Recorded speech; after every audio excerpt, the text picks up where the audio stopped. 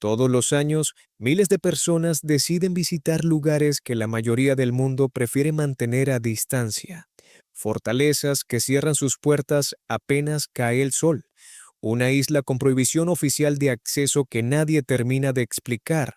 Bosques donde ya ni siquiera se molestan en llevar la cuenta exacta de los cuerpos que aparecen cada año.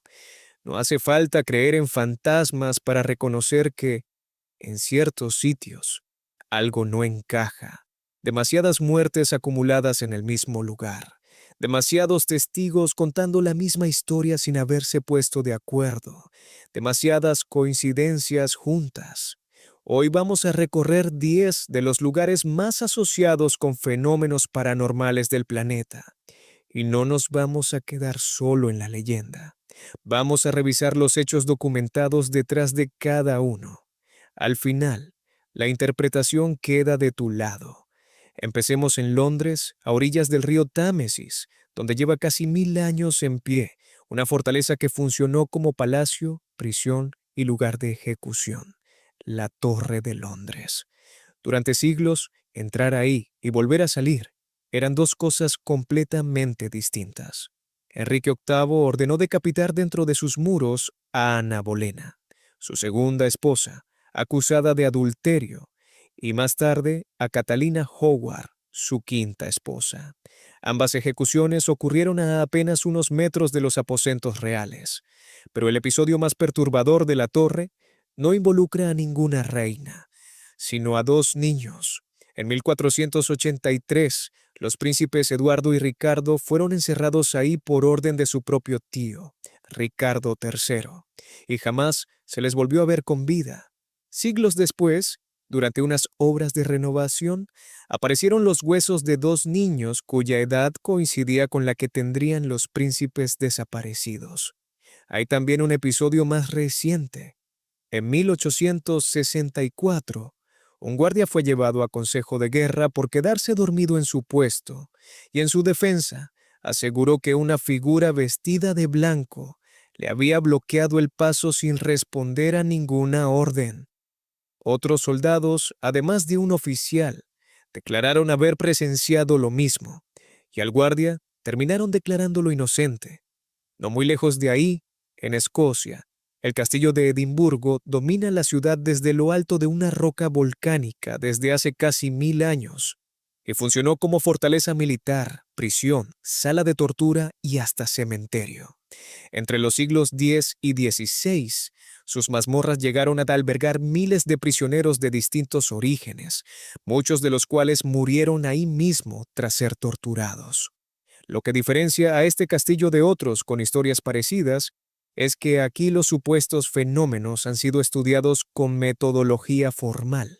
Un equipo de investigadores llevó a cabo uno de los estudios paranormales más rigurosos jamás aplicados a un edificio histórico, dividiendo el castillo en distintas zonas sin decirle a los participantes cuáles tenían más reportes previos de actividad extraña.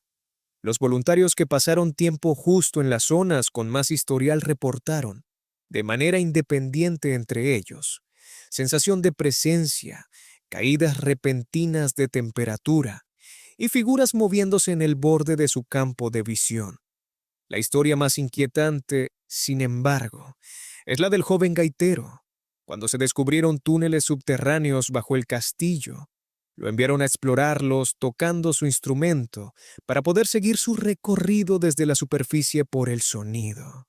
La música se fue apagando poco a poco hasta desaparecer, y el muchacho nunca volvió a salir. Los túneles siguen ahí, y nadie ha querido entrar de nuevo. Cruzando el Atlántico llegamos a Filadelfia, Estados Unidos, donde en 1829 abrió la Penitenciaría Estatal del Este, la primera cárcel del mundo en aplicar un régimen de aislamiento total. Cada recluso vivía completamente solo, sin contacto con nadie, y muchos terminaron perdiendo la razón. Entre sus muros pasaron algunos de los criminales más conocidos de la historia, incluido Al Capone, quien llegó a declarar que, en su celda, lo atormentaba la aparición de James Clark, uno de los hombres que él mismo había ordenado asesinar durante la masacre del día de San Valentín. La prisión cerró en 1971 y desde entonces lleva décadas en ruinas, hiedra cubriendo los pasillos, celdas abiertas, techos que se desmoronan. Desde los años 40, guardias y reclusos reportaban ver figuras y escuchar voces dentro del edificio. Y hoy, los visitantes siguen describiendo murmullos que parecen salir de las paredes, además de pasos y llantos en los bloques vacíos. En las montañas de Colorado hay otro edificio con una reputación particular, el Hotel Stanley en Estes Park. En octubre de 1974, el escritor Stephen King llegó ahí con su esposa el último día de temporada, cuando ya eran prácticamente los únicos huéspedes antes del cierre de invierno. Esa noche, mientras dormía en la habitación 217, tuvo una pesadilla en la que su hijo pequeño era perseguido por los larguísimos pasillos del hotel, y al despertar ya tenía en la cabeza la novela que terminaría llamando El Resplandor. Lo que King tardó años en contar en entrevistas es que esa noche no se limitó a soñar. Según sus propias declaraciones posteriores, escuchó voces recorriendo los pasillos, vio sombras sin explicación aparente y sintió una presencia constante dentro de la habitación. No era la primera vez que ocurría algo así en ese hotel, construido en 1909 por el inventor Freeland Oscar Stanley, con la intención de atraer a la clase alta del este del país hacia las montañas de Colorado. Desde sus primeros años, los huéspedes ya reportaban fenómenos extraños. Hoy la habitación 217 es irónicamente la más solicitada del hotel, con lista de espera incluida, aunque la mayoría de quienes logran pasar la noche ahí aseguran que jamás vuelven a pedirla. Otro hotel con fama similar es el Fairmont Banff Springs, en las montañas rocosas de Canadá, un edificio que a 100 metros de altitud y rodeado de bosques y picos nevados parece sacado de un cuento europeo medieval. Inaugurado en 1888 por la compañía ferroviaria Canadian Pacific y hoy declarado sitio histórico nacional, guarda dos historias que ni siquiera el propio establecimiento intenta ya desmentir.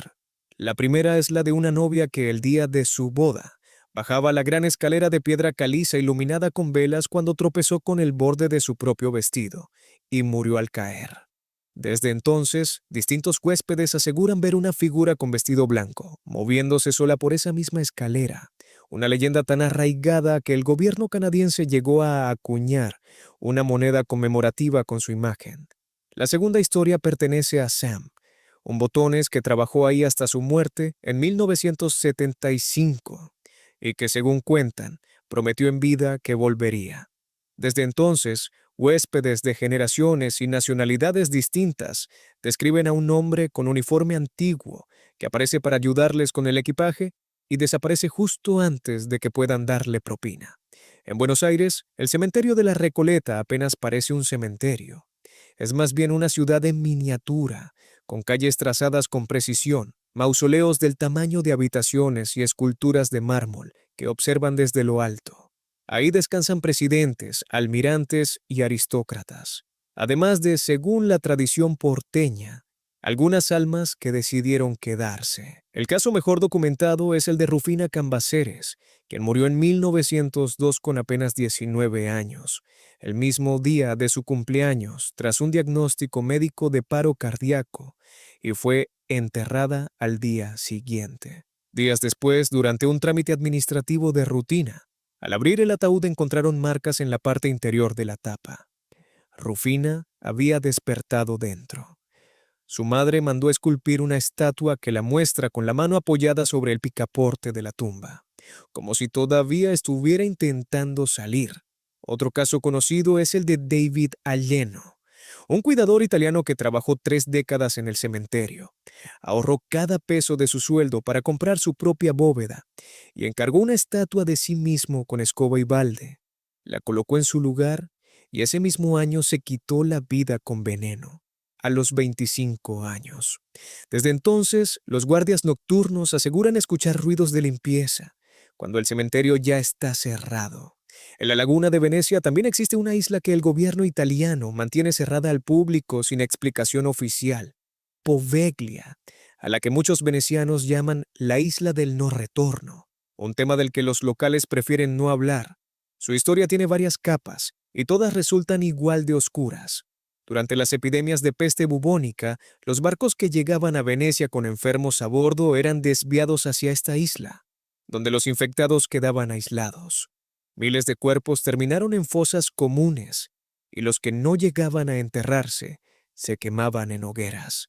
Se estima que la tierra acumula tanta ceniza humana que los agricultores que intentaron cultivarla en el siglo pasado abandonaron el proyecto sin dar explicaciones.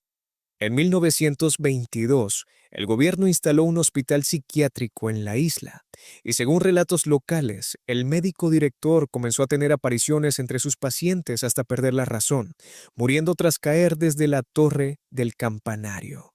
Esa campana fue retirada hace décadas, pero quienes han entrado ahí sin autorización aseguran seguir escuchándola. En Japón, a los pies del monte Fuji, en la prefectura de Yamanashi, se extiende un bosque de 35 kilómetros cuadrados donde las brújulas dejan de funcionar. El terreno está formado por roca volcánica pura, resultado de una erupción del año 864, lo que inutiliza cualquier instrumento magnético dentro.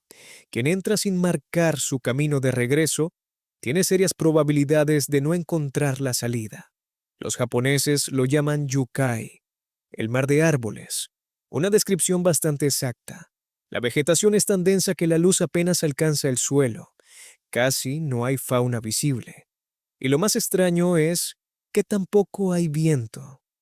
Aokigahara es lamentablemente uno de los lugares con más suicidios registrados del mundo. Solo en 2003, las autoridades encontraron 105 cuerpos, cifra que siguió creciendo hasta que el gobierno japonés dejó de publicarla oficialmente. En la entrada hay carteles que buscan hacer reflexionar a quien los lee sobre lo valiosa que es su vida y sobre las personas que lo quieren.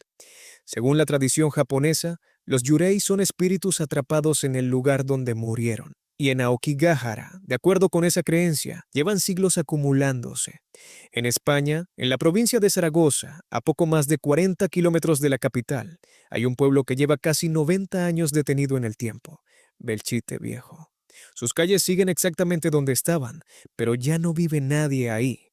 La batalla de Belchite se libró entre el 24 de agosto y el 6 de septiembre de 1937, durante la Guerra Civil Española, y se calcula que alrededor de 5.000 personas murieron en esas calles durante 2 semanas de combates cuerpo a cuerpo. Cuando terminó la guerra, el pueblo no fue reconstruido, se dejó en ruinas como monumento, y se levantó uno nuevo justo al lado.